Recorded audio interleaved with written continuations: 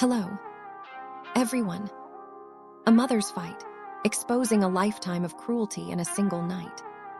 The wail of sirens was the soundtrack to her near death. Lying on a gurney, fighting for every shallow, knife-sharp breath, a woman found herself trapped in a nightmare. The oxygen mask was her lifeline, but the real threat wasn't just the medical emergency. It was the two people who should have been her protectors.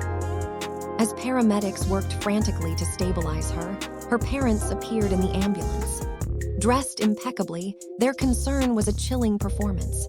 Instead of words of encouragement, they offered a verdict. "She doesn't need that. Take it off," her mother stated coldly. "You're wasting resources. She's useless. Always has been. Let her go," her father scoffed.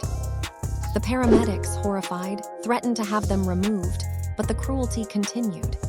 "She's been nothing but a burden since the day she was born," her mother leaned in, her perfume mixing with the scent of antiseptic. "If she dies here, maybe we'll all finally be free." In that moment, between gasps for air, a spark of defiance ignited. The thought of her two young children, Hannah, 7, and Michael, 5, gave her a reason to fight. If she died, who would protect them from the same poisonous worldview? Recovery and resolve.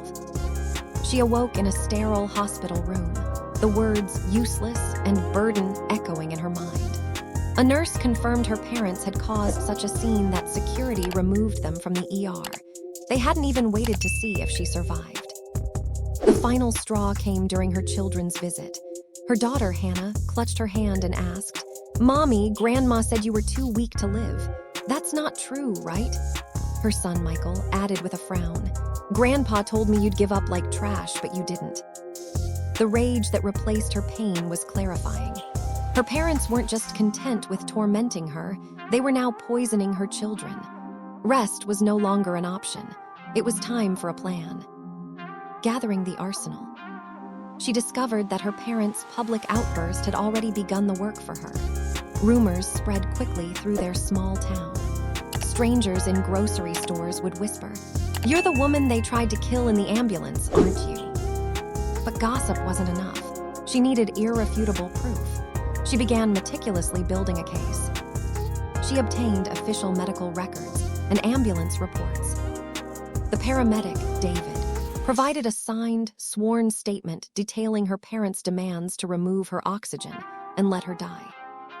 She reached out to extended family, former neighbors, and old colleagues her parents had manipulated or wronged, gathering a quiet army of witnesses to a lifetime of cruelty. Her target, their meticulously crafted reputation. They were pillars of the community, famous for hosting lavish charity galas that were really just celebrations of themselves. Their next event would be the perfect stage. The gala, a kingdom burned with truth. On the night of the fundraiser, she didn't sneak in. She walked through the front doors, her children by her side, heads held high. The glittering crowd fell silent as she approached her parents. Her father tried to bluff with a booming, "Ah, our daughter, we're so glad she could join us." Her mother followed with dripping false sweetness. "She exaggerates sometimes, but we love her dearly." She didn't hesitate. "Love," her voice cut through the room. "You call begging the paramedics to remove my oxygen mask love. You call screaming, 'Let her die, she's useless anyway,' in an ambulance love." As gasps rippled through the crowd, she handed out the paramedic signed statement. The evidence was now in the hands of every socialite and business leader in the room. The final, devastating blows came from the mouths of her children. Hannah's small voice rang out. "Grandma said Mommy was weak and should just die." Michael added, "Grandpa said she's trash." The room's disgust was palpable. The polished facade shattered completely. Guests turned their backs. A businessman declared he could no longer work with them, and whispers of monsters filled the air. The aftermath, breathing freely. She didn't stay to watch the total collapse.